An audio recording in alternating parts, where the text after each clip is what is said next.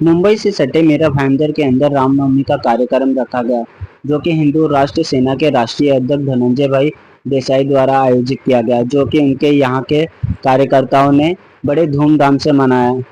और हिंदू राष्ट्र सेना के राष्ट्रीय अध्यक्ष श्री धनंजय भाई देसाई जी ने अपने कार्यकर्ताओं को संबोधित करते हुए अब की बार 400 पार का नारा दिया। 400 पार का नारा उन्होंने इसलिए दिया, जिस तरीके से राम जन्म उत्सव बड़ी धूमधाम से मनाया जा रहा है पूरे भारत में, उसी तरह भोले बाबा श्री काशी विश्वनाथ मंदिर का और मथुरा का भी कार्य जल्द संपूर्ण हो। आइए जानते हैं आगे धनंजय भाई देसाई ने क्या कहा।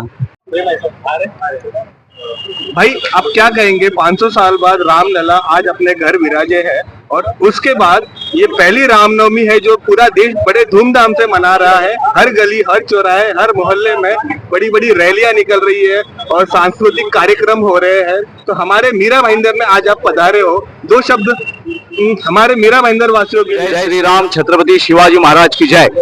मीरा भाईंदर वासियों का मैं धन्यवाद देता हूँ कि रोम रोम के अंदर का राम जगाने का काम 2024 में मीरा भाईंदर के राम भक्त बहुत बढ़िया कर रहे हैं। और विशेष बात ऐसी है कि अब ये भारत जाग चुका है। जिस भारत में भारतीयता का अपमान होता था, वही भारत अब अपनी भारतीयता को उजले माथे से सीना तान कर इस देश पे मुकुटमणि राम भगवान जो है मुकुटमणि है, जो हमारे शिरोधार्य है, उसी प्रभु रामचंद्र का अपमान इस भारत में किया गया था।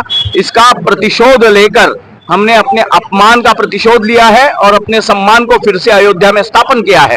प्रभु रामचंद्र तो हर हृदय में है, रोम रोम में है, कण कण में है, तो उनका क्या स्थापना भारतीयता की हुई है।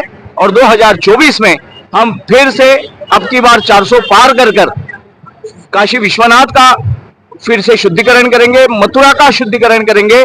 इस भारत का पूर्णतः शुद्धिकरण होगा। रोहिंग्या बांग्लादेशी घुसपैठियों को भारत में बढ़ाकर इस भारत का पाकिस्तान बनाने का, बांग्लादेश बनाने का, अफगानिस्तान बनाने का जो दुष्ट षड्यंत्र है, ये राम भक्त मीरा भाईंदर के राम भक्त भली भांति जानते हैं, क्योंकि 24 जनवरी को राम भक्तों को यहाँ भीषणता भुगतनी पड़ी है। हमारे भारत में छत्रपति शिवाजी महाराज, महाराणा प्रताप, गुरु गोविंद सिंह की, प्रभु रामचंद्र की भूमि पर राम भक्तों का अपमान हमने मीरा भाईंदर में देखा है, मगर ये रक्त 2024 में रंग लाएगा। बस मैं इतना ही कहना चाहता हूँ। जय श्री राम। जैसा कि अभी चैत्र नवरात्रि का समापन हुआ है, 9 दिन माता की पूजा अर्चना की गई है, तो माता के जो भक्त हैं उनके लिए दो शब्द। जी, माता के भक्तों के लिए मैं क्या बोलूं, जिनके गर्भ से भगवान राम जन्म लेते हैं, जिनके गर्भ से भगवान श्री कृष्ण, भगवान बुद्ध, महावीर, जैन, गुरु नानक देव जी जन्म लेते हैं, ऐसी माताओं के लिए मैं क्या बोलूं। ये नवरात्रि की जो चैत्र नवरात्रि हमने मनाई है, इसमें हमने अपने 7 चक्रों को जगाने के लिए और माँ के गर्भ की शुद्धि की, सामर्थ्य की हमें प्रचिति देनी है इस विश्व को, जो मोदी जी दे रहे हैं। एक उच्च कोटि की माँ जिसे विश्व नहीं पहचानता था, उसी गर्भ से मोदी जी ने जन्म लिया है।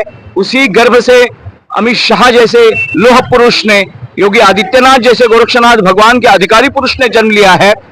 और ऐसे महापुरुषों की श्रृंखला भारत में इसलिए जन्मी क्योंकि माता का गर्भ ही शुद्ध था।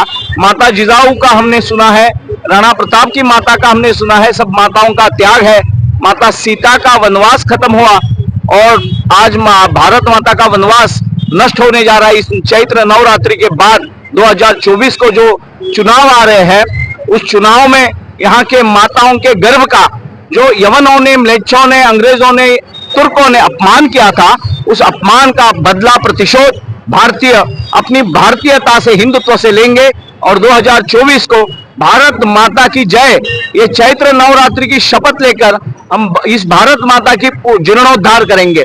राम मंदिर का जीर्णोद्धार या स्थापना नहीं हुई है, भारत का जीर्णोद्धार हुआ है, भारतीयता का जीर्णोद्धार हुआ है।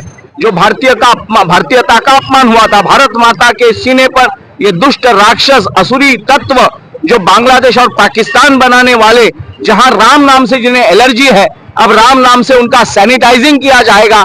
और 2024 में हिंदू राष्ट्रवाद की लहर, जिस भारतीयता की लहर इस देश में दौड़ेगी और भारत भारत बन जाएगा।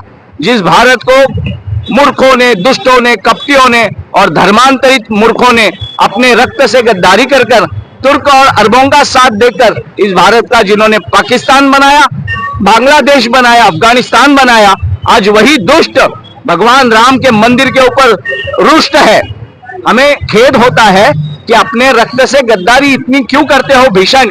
अरब तो तुम्हें स्वीकारते नहीं है, तुर्क तो तुम्हें स्वीकारते नहीं है, और इस माटी का अन्न खाकर यहाँ के भूमिपुत्रों ने तुम्हें आश्रय दिया है। राणा प्रताप, गुरु गोविंद सिंह, शिवाजी महाराज के वीर शौर्य पुरुषों ने तुम्हें आश्रय देकर यहाँ संभाला है, जीव में शिव देखा है। तो अपना पागलपन छोड़िए और हिंदू राष्ट्रवाद के पवित्र कार्य में आइए। धन्यवाद भाई।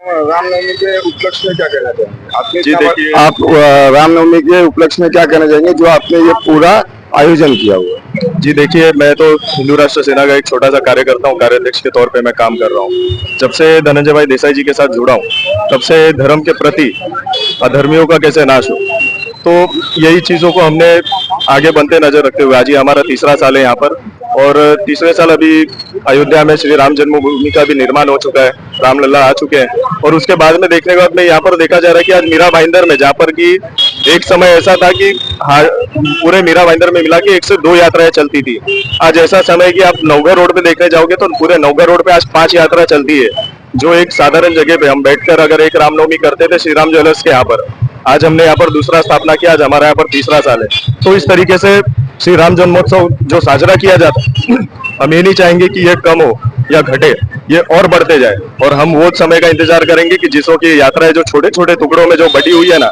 ये हर गली में कोने में से जुड़कर एक बड़े पैमाने पर सड़क पे उतरे और हम हिंदुओं की एकता दिखाएं। अब आप सारे देशवासियों को क्या बोलना चाहेंगे रामनवमी के उपलक्ष्य में? जी, सबसे पहले तो देशवासियों को मैं, रामलला जी विराजमान हो चुके हैं 500 सालों बाद, तो उन्हें रामनवमी की हार्दिक शुभकामनाएं देना चाहूंगा। रामनवमी के उपलक्ष्य में आप क्या कहना चाहेंगे जो आपने रामनवमी के उपलक्ष्य में आप क्या कहना चाहेंगे जो आपने ये ऑर्गेनाइज किया हुआ है पूरी तरीके से? श्री रामचंद्र भगवान को हम अपना आदर्श मानते हैं। उनसे हमने एक चीज सीखी है कि जननी जन्मभूमि से स्वर्गद्वापी करियसी। इसका अर्थ ये है कि जननी जिसने हमें जन्म दिया और जन्मभूमि ये हमें हमारे लिए स्वर्ग से भी बढ़कर होना चाहिए। तो ऐसे जिनके विचारों ये हमारे आदर्श, तो उनका आज हम जन्मोत्सव है, इसलिए हम नवमी तिथि में आज उनका जन्म हुआ है, इसलिए आज हम धूमधाम से भगवान श्री राम का जन्मोत्सव मना रहे हैं।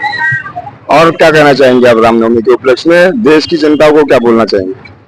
देश की जनता से यही कहेंगे कि अयोध्या में जो रामचंद्र भगवान का मंदिर बना है 500 वर्ष बाद, आज इतने धूमधाम से वहाँ पे अयोध्या में आज श्री राम जी का पूजा पाठ हो रहा है, मतलब ये अकल्पनीय था, कभी विचार नहीं किए थे, अब जो हुआ बहुत बढ़िया हुआ। इससे यही कहना चाहूंगा, जय श्री राम। आप हर साल ऐसी हर्षोल्लास से रामनवमी मनाएंगे? अवश्य हर साल मनाएंगे, जिन्हें हम अपना आदर्श मानते क्यों नहीं उनके लिए बनाएंगे अवश्य।